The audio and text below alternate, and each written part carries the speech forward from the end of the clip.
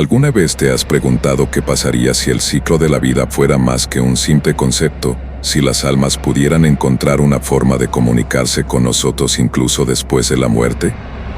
Imagina encontrarte ante un jardín que no solo adorna, sino que también guarda un oscuro secreto, un secreto que podría cambiar tu percepción de la vida y la muerte para siempre.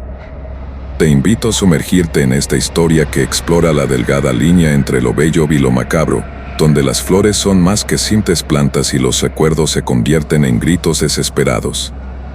Mi nombre es Samuel y desde hace años trabajo como jardinero en el viejo cementerio de la ciudad. Es un hogar tranquilo, o al menos eso intentan hacerte creer las viejas lápidas cubiertas de musgo y el canto lejano de los pájaros.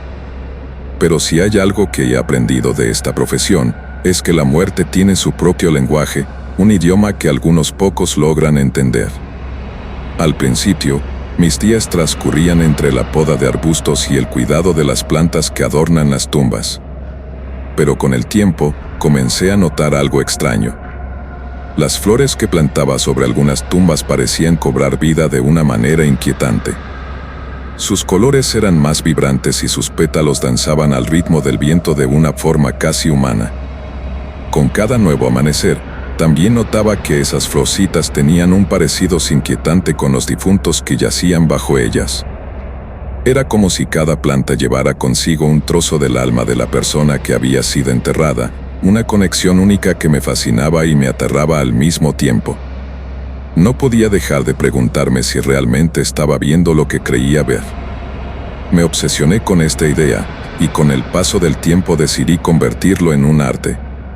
Comencé a crear un jardín de lo más extraordinario, un lugar en el que cada flor sería un recordatorio de los que habían partido. Pronto, el cementerio se transformó en un hermoso jardín de personas flor, donde cada planta mostraba un rasgo distintivo de su difunto. Algunos tenían ojos brillantes y otros sonrisas eternas que me seguían mientras caminaba por los senderos. Era un espectáculo deslumbrante y aterrador al mismo tiempo. Pero aquí es donde la historia se torna oscura. Con cada flor que crecía, comenzaba a sentir su peso, como si las almas de los difuntos comenzaran a comunicarse conmigo. Al principio, eran susurros suaves, como un eco distante que me pedía recordarles, pero pronto se convirtieron en gritos desgarradores que reclamaban a sus seres queridos. Las familias que una vez visitaron las tumbas comenzaron a dejarlas de lado, como si un abismo invisible se hubiera abierto entre ellos y los recuerdos de aquellos que habían amado. Una tarde, mientras llegaban las flores, escuché una voz que me llamaba. Era una que me era familiar, la de mi difunta abuela. Ella siempre tuvo una manera especial de hablarme, como si cada palabra que salía de su boca estuviera impregnada de amor. Sin embargo, esta vez su tono era diferente. Estaba colmado de desesperación y tristeza. Quería que la ayudara, que estableciera contacto con su familia. Fue entonces que empezó a crecer en mí una inquietud incontrolable. Estas almas no solo buscaban compañía, estaban reclamando algo que les pertenecía. Me vi atrapado en una lucha interna. Si por un lado disfrutaba crear estas flores tan maravillosas y coloridas, por otro lado, sabía que estaba jugando con fuerzas que no comprendía del todo. A pesar de las advertencias de la voz de mi abuela, seguí adelante, cada día plantando más y más. Las flores se volvieron cada vez más exigentes, y mi jardín se transformó en un caos de susurros, gemidos y lamentos. Las almas comenzaron a manifestarse en formas que me llenaron de terror. Vi a seres que una vez amé, pero también a aquellos cuyas historias nunca conocí. En un giro trágico, las personas flor comenzaron a marchitarse si no recibían la atención que anhelaban. Se secaron hasta convertirse en sombras de lo que fueron, exigiendo a gritos que sus familiares volvieran a visitarlas, que no olvidaran su legado. No sabía qué hacer, la culpa me consumía.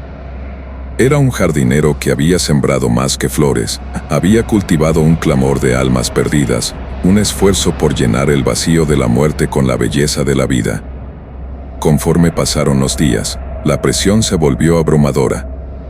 Las flores eran más que simples recuerdos, eran un tira y afloja entre la vida y la muerte, un recordatorio constante de que yo, Samuel, tenía el poder de decidir quién merecía estar en mi jardín. Ya no podía soportarlo.